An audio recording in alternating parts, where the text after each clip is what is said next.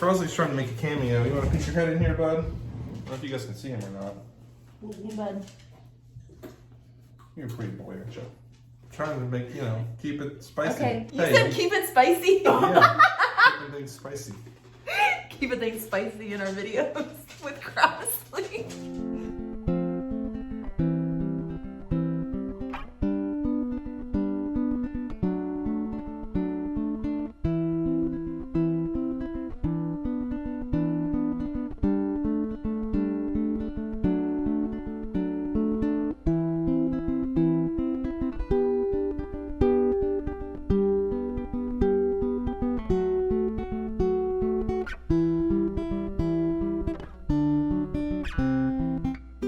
So we are going to talk about Miss A being with us for 1 year because it was like, what, 2 weeks ago that we passed the 1 year anniversary? Yeah, and if you're new to our channel, Miss A is our foster daughter. She is our second foster placement. We have had both of our placements have been teen girls. Yep. Our first placement was with us for 7 weeks.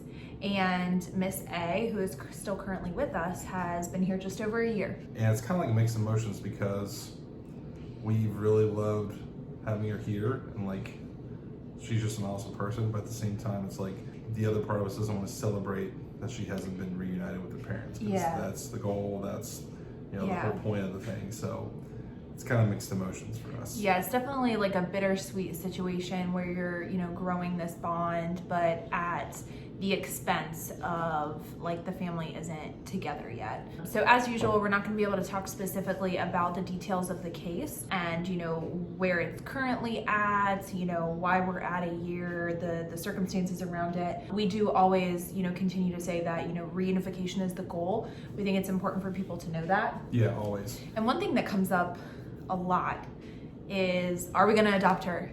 When are we going to adopt her? Yeah. And I feel like I need just like a copy and paste response to this. That's probably what the number one question you get. I would say consistently. Yeah. We are not adopting Miss A. Miss A is not up for adoption. That's not what the situation is. Correct. Yeah. Trying to get her back with her parents. Yeah, and that's what reunification is. So when a child is placed into foster care, depending on the circumstances, they're going to be looking for either like a temporary placement or a permanent placement. So a temporary placement would look like either a family member, a close family friend, teachers, counselors. Yeah, and then then you would have foster families outside of that. So that's what a temporary placement would be for foster care.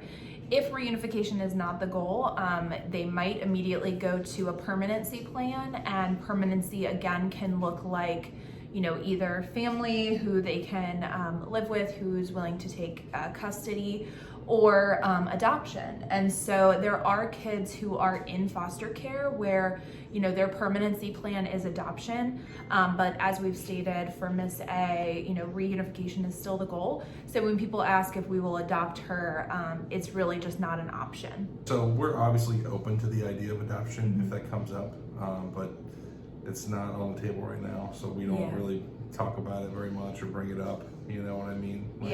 It definitely would not be fair at all for Miss A to be conflicted. Like, oh, my foster parents are telling me they want to adopt me, but I want to go back home. Like everybody needs to be on the same page. Us, Miss A, and Miss A's parents for the same common goal. And she is gonna speak. She has some things that she wants to say about being with us for a year. And one thing that we, have kind of talked to her about, and I think even recently when I was talking to her, I was like, okay, let's just talk worst case scenario. If reunification doesn't end up being the option, we're open to, you staying with us. And so, it's that healthy balance of making sure that they know that they are loved and wanted, a part of your family, which, for us is, pretty clear. But then also respecting that reunification. So it's kind of a fine line, but I think that the kids will know if you're supporting their family. Yeah, not just in your words, but your actions. Yeah. I think it's really interesting. We've had 2 different foster kids stay with us, and at the beginning of each one, we went into it, with the same mindset. We don't know how long this is going to be. Yeah. obviously one was only 7 weeks and now this one's over a year. So like, I feel like just going into it, you got to be ready for anything. You can't assume anything, even no matter what like the caseworker tells you or somebody like that's familiar with what's going on with the kid might say this or that. Like just assume nothing. And assume that it could very well be 2 years. What I personally have found is really that like, so with our first placement who was here for like 7 weeks, we barely knew anything about the case. We were barely informed about what was going on. The longer that a child is going to stay with you, the more you're going to have, information, and people are more like willing to talk to you and answer your questions. I feel like if it's a shorter placement and the caseworkers know that, I almost feel like we were kind of dismissed. Like, you don't really need to know that information. Right. So with Miss A, like since she's been with us for a year now, we've been able to build like strong relationships with her case team. And honestly, I feel like they start to like listen to you more because the longer a child is with you, like you're the one who sees them every day. You know what their behaviors, their, feelings, that they've been expressing to you. You can better advocate for them. Yeah, definitely. So the reason I said it could be up to 2 years is because, at least in Ohio, at the 2-year mark that a child is in foster care or around there, they look for a permanency plan. Okay? And that's for the best interest of the child, because being in limbo, being, in foster care and, not knowing, what the future holds, like that is like hard. Like that's really, really hard. Yep. I'm sure Miss A can talk about like how challenging that can be with like, what school am I going to go to? Like, am I going to get a job? Like, what happens if I move back home? So yeah, at 2 years, like there should be some kind of like permanency goal. So by 2 years, the hope would be that reunification is like about to happen. If parental rights are going to be terminated either voluntarily, where the, parents are saying, we are going to, give up our parental rights, that it's in the best interest of the kids to, be with family or be with a different family. And you see this with, people who might be like struggling with addiction, they might not have been able to like make the progress, maybe even like homelessness. Like if, they haven't been able to like, find residency or something like that. There will be, parents who acknowledge that like their kids, wouldn't have the best situation with them. And it's really, really sad when that happens.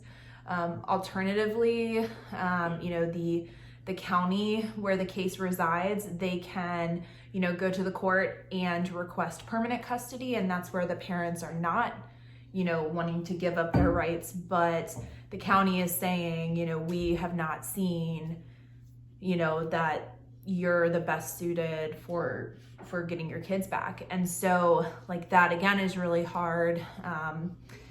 And so from there, like if parental rights are terminated, that's where you start to look at like family who's going to take them, and take over custody, or they would be placed for adoption. And typically they will, reach out to the foster family first. I think, it would be like family and then foster family. Yeah. And then outside of that, because there's a lot of foster families that don't want to adopt. Yeah. They just want to foster. So where you see like cases where kids are in the system for longer than 2 years, because the goal is really 2 years, and actually like much, much less, is when, if the county is going to request permanent custody, and then they go through like appeal processes, like the parents can appeal that decision. And that's when things can really like, take a really long time to resolve where the custody will lie. There's just a lot of different factors on why kids are in care for a really long time. I know personally there are times where, we've talked about it in a previous video, where sometimes it's like, this shouldn't be taking this long. And, it's a combination of factors that we're not going to go into, but yeah, like, we want more than anything for, the family to get back together. You want to jump in here? All right, so Miss A wants to speak on the issue, basically with being with us for a year. They'll be able to hear you better if you're over here. She's got to situate her chips. Hot chips and a Nutty Buddy. We feed her better than this, we promise. We do. Yeah. She had wings for dinner that she paid for herself. We feed her and then she just bought wings. Oh gosh. I bought you the Nutty Buddies. Yes, you did. he said something and I was like, oh yeah. Oh, the moving and all that. I don't want to be moved everywhere and So that's why they pick a permanency. And, I love y'all and it's been great here. But goodbye. See you later. If I were to get adopted, it'll be an open adoption because y'all will want me to see my family and all that. For sure. But I don't want to go to this school. So we might go home. Like my parents always talk about how y'all are a blessing and how they're glad I got, no racist white people. And then on top of that, y'all are a blessing and y'all do so much for me. Y'all actually care. So they said they're not gonna, keep me away. Still be able to see y'all, talk to y'all, hang with y'all. And I better because I'm trying to see how Sawyer gets older. I don't know. I know he's gonna grow so fast. Yeah, he already is. With reunification, that doesn't mean again, never again. Yeah, it's honestly just a see you later, and we love hearing that her parents see the relationship we have. Yeah. And that we do have her best interest at heart because we're gonna be at her graduation. We're gonna bug her at her first job, wherever that is. We're just gonna show up and annoy her, and I got a whole bunch of families, basically. Yes, you do. Yes, you do. A whole bunch of support. Yeah, but yeah, it's challenging. The school that she's at, it's not it's hard to go into a brand new school, one with such a different culture. I don't blame her, and it wasn't her choice. So that really sucks. And the fact that you can't see your siblings, and my friends, and friends. Especially with the COVID thing. Especially with COVID. COVID. Y'all live out far. There's less opportunities for all of us to get together and stuff. There's less events to get together with her friends and stuff. When you first came with us, how long were you expected? Did you have a time frame in mind of I'm gonna be out of here in 2 months? No, I was mad. I was mad. Yeah. You can't go to your those. I'm like, dang. Because when they pulled me from visiting my family, and I had to pack a bag. So I came here right after that, and Whitney was super nice, and but once she showed me my room, I shut that door and I was just crying. I was I just want to go home. Because at the moment it's I don't care what's going on. I just want to go back. I know. It was a lot. That's gotta feel so helpless. Not anymore. Was she extra? Did you think she was extra when you met her? Way to throw me under the bus. I'm just asking. I just thought you were super nice and that Sawyer was here, so I was gonna be there. Because she had Sawyer. I was like, oh yeah, they got a baby. Yes. 2 months old. How did you feel? Mainly John. And there's video evidence, so we can go back and watch it. Well, that's where I was talking. Yeah, John. Yeah. How did you feel? You were pointing. How did you feel? Well, so Whitney and I, with our first foster placement and with Miss A, we had a strategy going into it since it was 2 teenage girls that I don't think it just didn't make sense for me to come in and try to instantly make a connection. We both agreed that Whitney would try to connect first, and I would slowly get to know. And then we would play it by ear, because every kid is different. Every kid's different, for sure. Yeah. But there tends to be especially with the shop. I think specifically with the shopping, it's more comfortable to go with if you're a female to shop with another female. Yeah. So the first night with our first foster placement, Whitney took her shopping, and was it the first night with Miss A that you took her shopping too?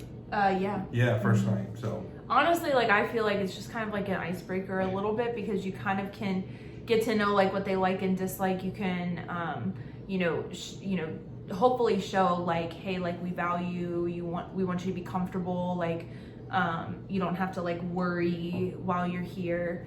So if we ever had a male placement, I feel John would probably do the shopping. I would probably make a list. And then to be honest, depending on I know that there are other genders that are not non-binary, and we would just have to just see like what feels right for like those situations. Yeah. I don't remember. Yeah, I didn't really get a chance to get to know you for like maybe a week or so. You know, like you said, like you were super upset. So like I was trying to give you space. Like I wasn't, you know, like breathing down your neck or anything. You know, like I think it was when we started watching Stranger Things. Oh yeah, gosh, that feels Do you like remember forever that? ago. So we like all binge watched Stranger Things. So I feel like that's how we really like started to bond. And like, you know, again, like that's kind of an easy thing. Like, you know, Miss A like loves movies, loves shows and stuff like that. So like we, you know, we do too. But even if her interests were like different, like we would try to like, you know, put time into that and bond over that. I feel like we should go back and watch the video we made right after she came. Nobody wants to see that. And let Miss A react to it. Ooh. Then y'all go see it. Like a voiceover of it? Yeah. Ooh, That that's would be actually interesting. Let us know in the comments if that's something that you'd be interested in. But I'll say, like, I mean, that video, like, I kind of want to watch it again because I forget exactly, like, how I feel, but I felt like I was pretty honest. I was, like, pretty appalled at the caseworker and how she spoke about Miss A while she was, like, in the room, but acting like, you know, she wasn't, like, there. Gosh, that was a whole nother thing. I was just thinking, like, because I had an attitude. I had a whole attitude. And I was in her car. She was trying to talk to me. I'm like, yeah. Just disrespectful. Like, just so disrespectful. Yeah, so like, and we didn't have that experience the first time with our placement. Like that caseworker was very caring. They wanted to make sure that the, you know, kiddo felt like comfortable with us. You know, they, you know, had a conversation outside, like to share, you know, information that they didn't want to share in front of her. So that really turned me off. And honestly, I just remember feeling really bad and just wanting the caseworker to leave. And just wanting the caseworker to leave because like I could just tell she was making Miss A uncomfortable, and like it's just it's always like slow the first couple of days. You know, you kind of have to give the kid their space, and you can't expect to make an instant connection. Gosh, no. You know? And like you also don't want to try to instantly enforce roles. Like, yeah, some people do though. Yeah, I mean, everybody's got their own way of doing things. I guess, you know. That's not our style. Not our style. But I knew very quickly that Miss A was very mature, very responsible, just like the way she acted and talked and the way she did things. For someone of her age, which was like 14 at the time, yeah, because you were like 14. You know, some of the 14-year-old kids that we've known don't know how to do laundry and prepare a decent meal and just like, you know, some basic things. And so, you know, maturity as far as like responsibility, but also just like, I mean, you guys know her, you love her, like you, you see all the stuff that we see, like she's an amazing kid. That is it, guys. Let us know anything you've noticed in the past year.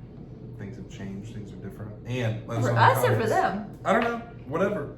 Well, there's a lot that's been different. I guess things that you've watched, watching us that you think is different. Oh yeah. Share what you've observed from like the past year, because a lot of you guys have joined us, like, you know, really since Miss A has been with us. So you've been with us a year, which is crazy. Yeah. We used to be such like a mini channel. I remember when she first came to us, like we were at 3,000 subscribers. Wasn't much, yeah. Not much at all, and it felt like overnight.